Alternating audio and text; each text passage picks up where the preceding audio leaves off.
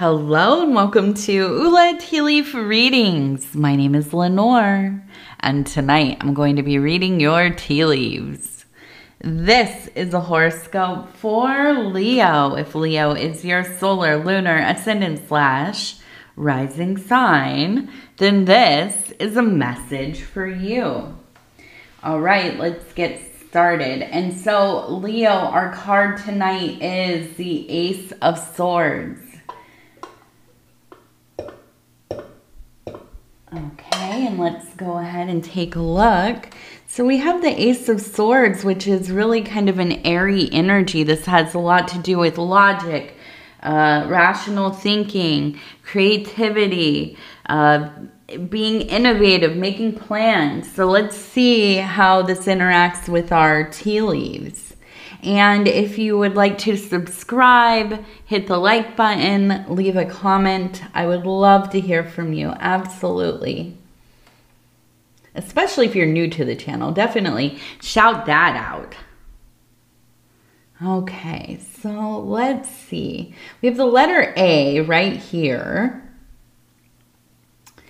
We have a person holding a sword and a child next to them. So I am kind of envisioning that Queen of Swords energy. Very protective, very... One second here. I need a... I have to take a little sip of my drink. We've been having a cold. I think it's a cold or flu kind of going through the house right now. So I am just... Whew, gotta stay... watered, right? I was trying to think of what's the right word here. I was going to say lubricated, but no, not that. I just have to keep my throat a little bit, a little bit more damp than it is. It just absolutely keeps getting all dried up. Now, so we have the Queen of Swords. We have the child next to her. She is one of... Well, yeah, great passion, great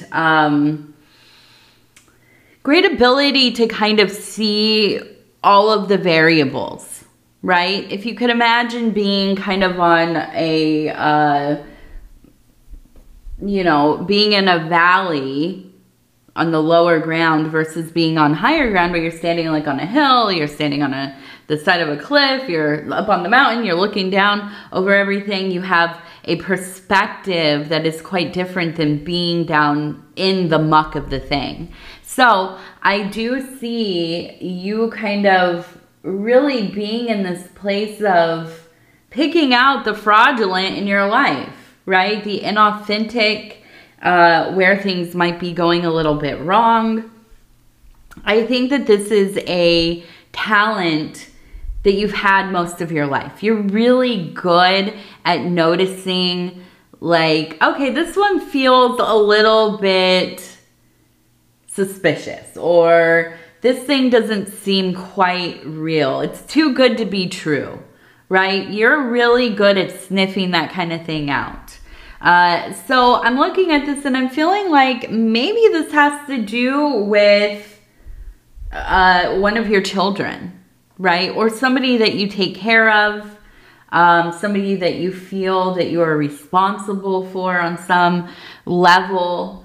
And I get this impression that you've noticed something going on in their life that doesn't seem to quite add up. And I don't know that they are fully aware of it, right? Might even be oblivious, but I think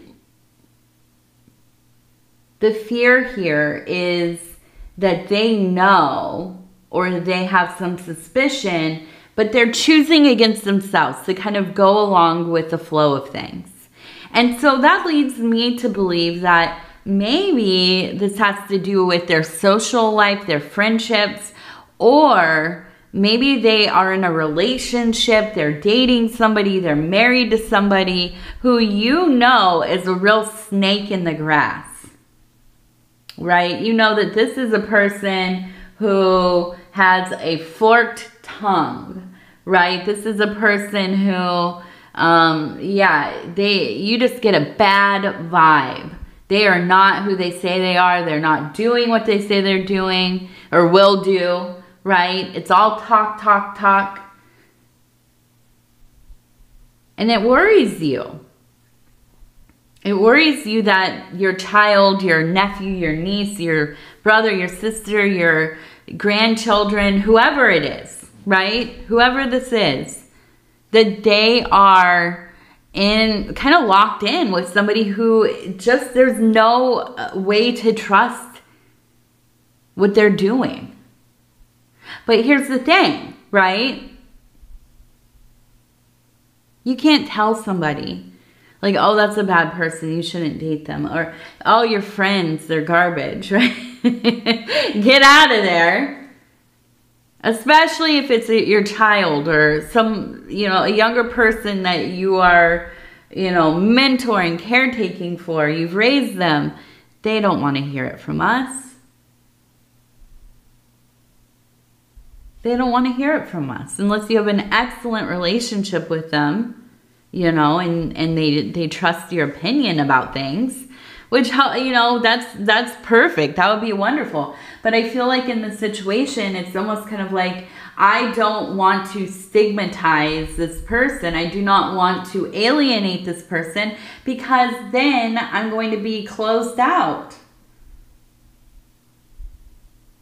My kid, this person who I care about, they're not going to tell me anything if they know I don't like their friend, right? So I feel like this is very much about tempering self, right? You know what's going on, or at least you have a good idea, but you have to be very intentional about what you say and do here, because you don't want to be on the outs. You don't want to end up being the bad guy in the situation, which that's what happens a lot of times when we tell somebody, hey, look, whatever's going on with that person that you're dating or whatever, the person you're hanging out with, don't like it. Well, what are they going to do? They're just going to hide the fact that they're still hanging around. Okay, so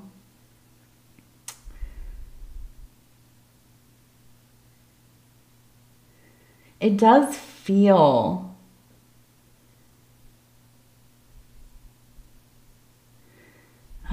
it feels like I'm just seeing all these faces. These little faces. Here's one. Here's one. They all look like they're frowning, by the way. And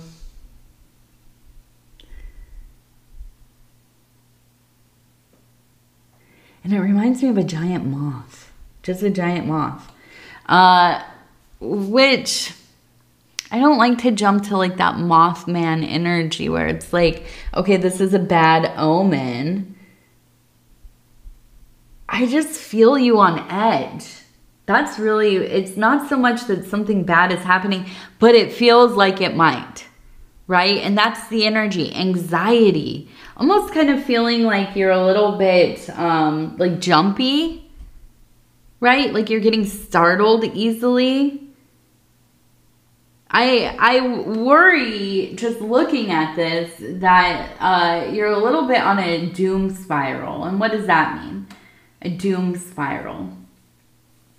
Well, that's what the internet calls, right? When we start to catastrophize, when we start to worry, everything's falling apart, nothing's going right, I don't feel good, everybody's treating me poorly, everything is, not working the way that I envisioned it, the world is collapsing, and then you can also get on the internet and you start watching stuff, the news, that's the big thing, the news, watching YouTubes and whatever else, on the other platforms, just, awful things to worry about, more anxiety to put on our plates, and that is doom spiraling. And I feel like this is your sign from the universe as you are watching this, right? Stop. I know, somebody's just like, stop worrying. Okay, I'll stop worrying. No, but yeah, Stop looking for things that are going to make you upset. Take a little fast. Get off of the social medias for like 12 hours. Go do something else. Do something that you know you're good at. I know, this is the millennial in me talking. Can you tell? I need my gold star. I need my little, my little fill up of I can do it. I did this. I'm good at this, right? So go do something that you know you're good at that's going to make you feel pretty dang, okay. Now, everything else is going wrong, but I can win a game of pickup basketball. I can, finish knitting this scarf, right? I couldn't think. I was like, pot holder. What can you knit? Whatever it is. I can get all the bathrooms in the house clean. Clean, clean, clean. Sparkling. And I feel like I have achieved something, right? And I know you might be thinking like, these are really silly things. This is just distractive. Maybe there are things to worry about. Yeah, of course, we all have things to worry about. We don't need to be in that anxiety all the time, though. The cortisol, right, that our body produces when we are in a state of panic, of feeling bad, even in depression, it's not good for our bodies. Not at all. So, yeah, it's okay to find things that are happy distractions, or at least feeling okay distractions. One of my go-to, I just, like when I'm having the worst stuff go on in my life, and I just can barely get out of bed, right? I'm like happy if I can get the trash out, not even to the curb, just to the little dumpster thing, right? On those kind of days, that's when I watch the Gilmore Girls. That is my go-to, the Gilmore Girls. And so, we all have our things. We all have our things to kind of help undo some of those feelings, or at least loosen them, okay? So now we also have a person sitting here. It looks like they are kind of in the enthroned posture, which, what does that mean? It's like, a king, a queen, empress, emperor, high priestess sitting on a elevated chair or a throne. And that's what enthroned means, okay? We also have the fool kind of dancing in front. So to me, this really is kind of the universe coaxing you out, reminding you are both the emperor and the fool. You have the capacity for both. Of course you do. We all do. But these are two archetypes I feel that will serve you well, okay? Especially in this next period of time. The Fool, I feel, really represents a love interest that you are pretty involved with, at least emotionally, okay? Letting go of your inhibitions, allowing yourself to be vulnerable, to be open, to be who and what you are, right? To say what you need, to express yourself without limit, okay? But at the same time, right, we have the Emperor here. So there is a need to, on the outside of this safe love space, keep your head about you, right? Being mindful about how you're moving within, your work, your career, within the household, your responsibilities, keeping to your routines, whatever it is that you have going on, making sure that you're not really dropping the ball on those kind of more physical, mundane activities, okay? But definitely allowing yourself the space to enjoy, to be in almost like a jubilant state, the love, the sensuality, the desire.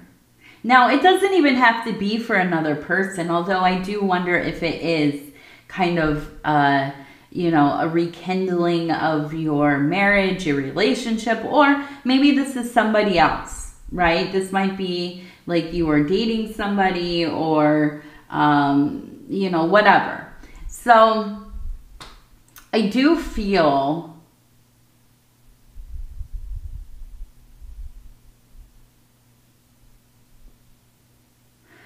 we have the letter G. Well, it looks like it says God. G-O-D. Oops, I'm out of frame. G-O-D. Right there. G-O-D. All uppercase. So God, whatever that means to you, whatever that looks like to you, that is just a placeholder of a name, right? Of a word. We also have Saturn. Look at that. That one feels like it's right for me. A little smile from Saturn. But I feel like there is really a sense of rising faith. And now this doesn't have to be religious or, you know, any kind of established God or shared God, goddess, system of belief. This might be you rising into, you know, some deeper interactions with your own concept of the divine, of your own spirituality, magical practices, and so on. But I do feel it is something that is on your mind. And I think that really does come from this kind of euphoric love feeling that you have going on.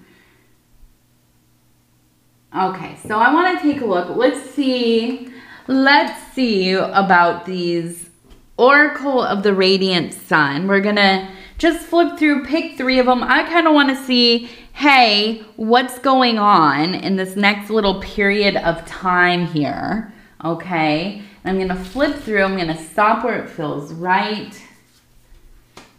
Isolation. Okay. All right.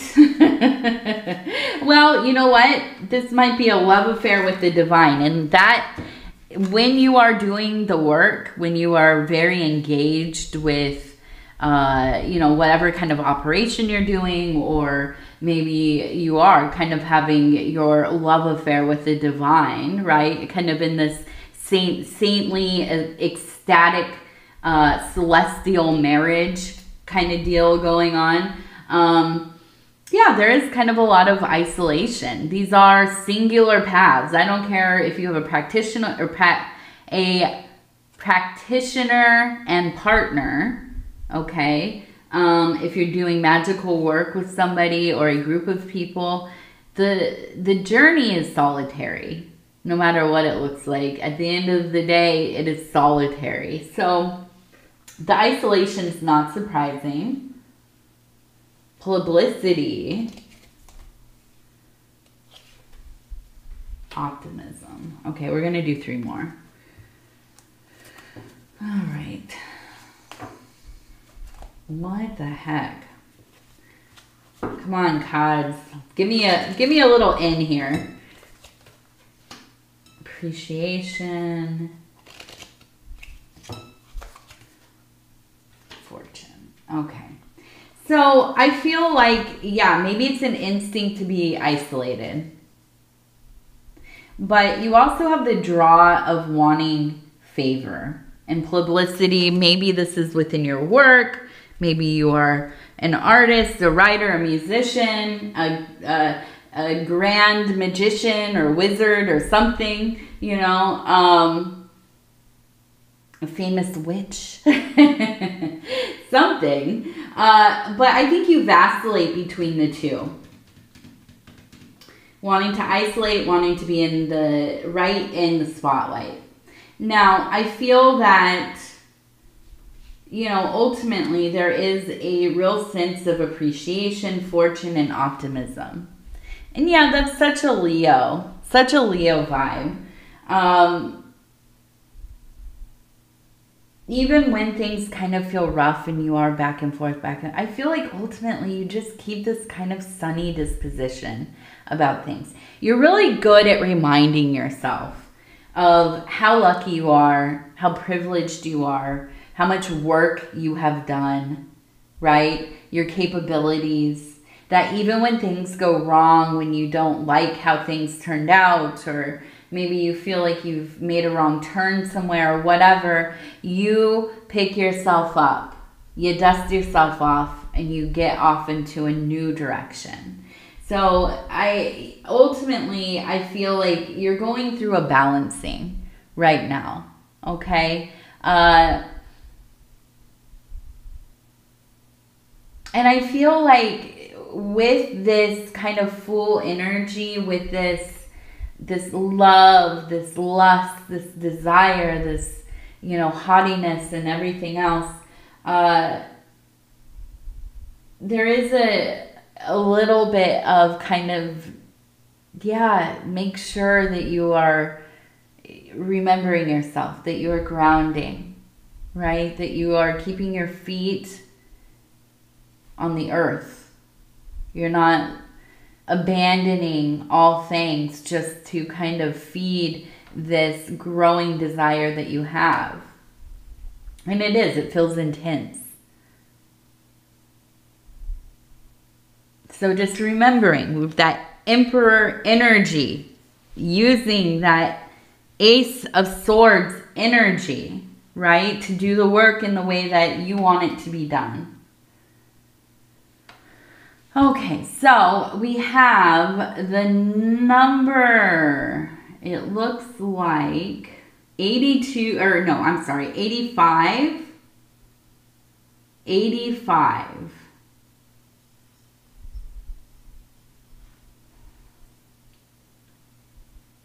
We have that A again. Capital A. So somebody with an A name. Important. Now we also have, it looks like a little goat, a young goat.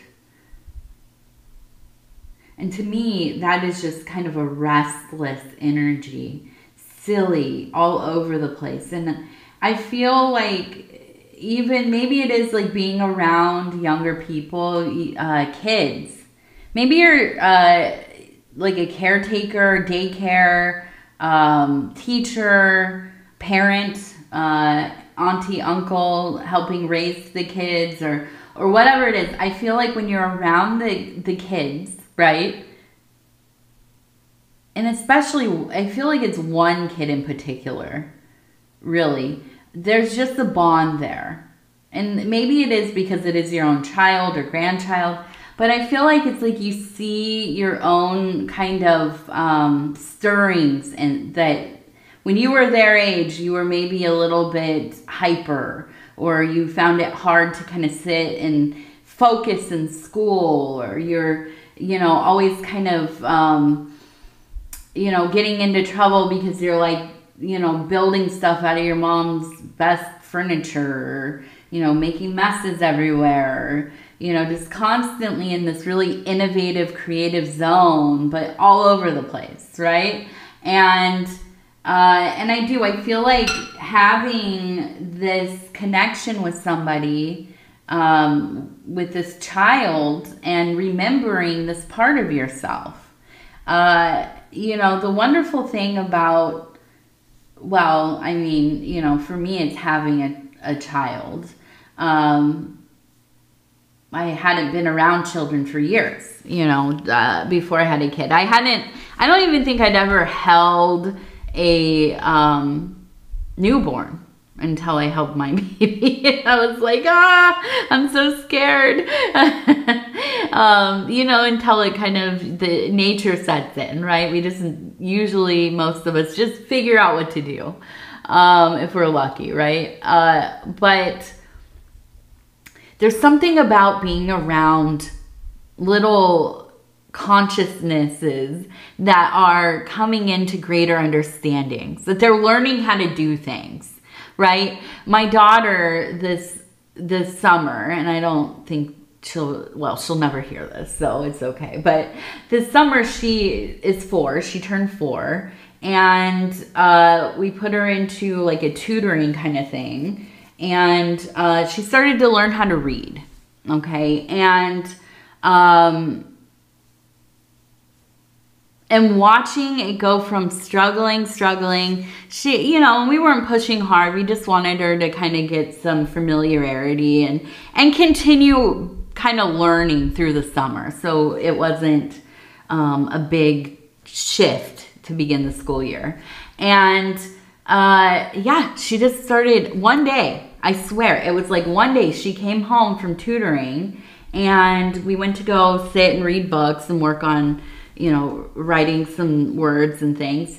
And she started to know some of the sight words. She started to sound things out. Suddenly, she was able to do sentences, all in the span of like a week. And I thought,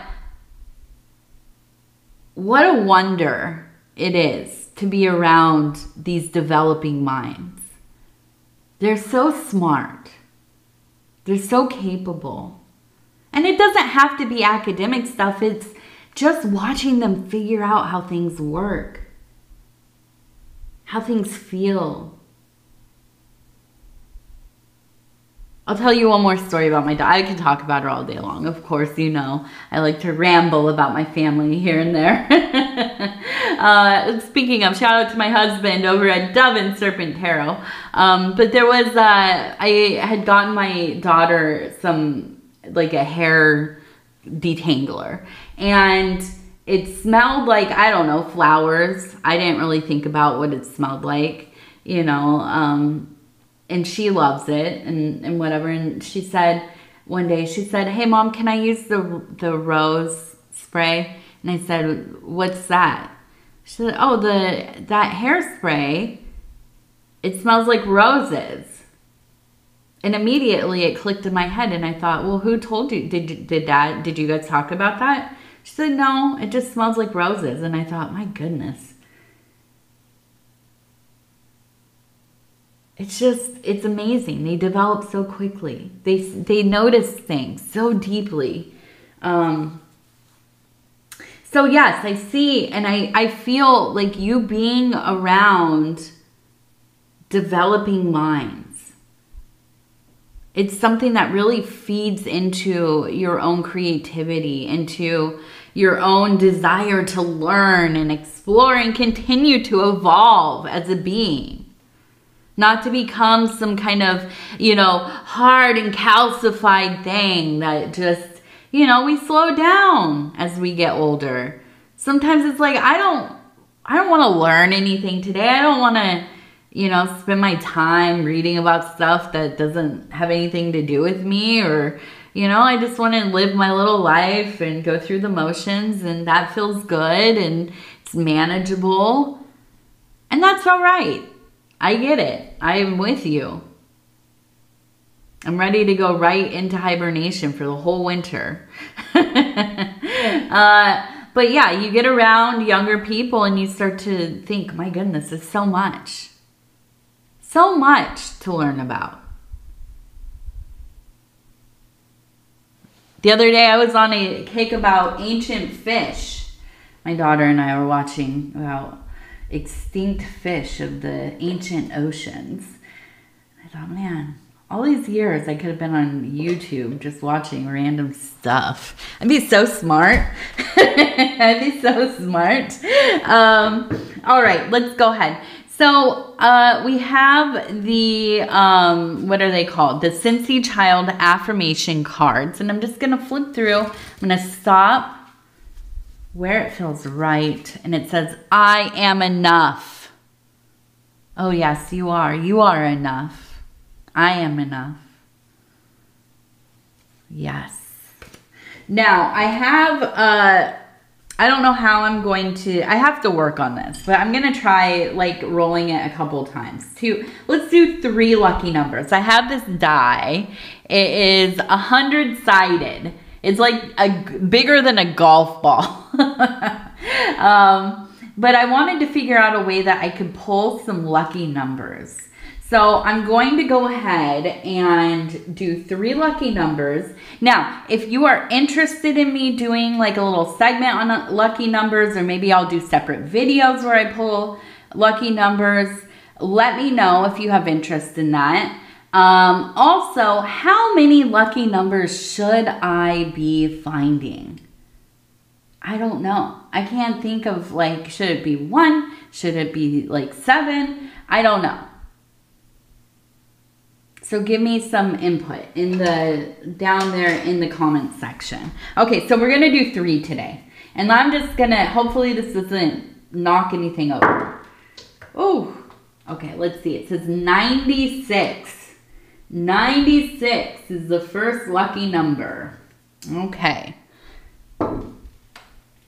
Oh, we gotta find something for this. 45. 45. 96, 45.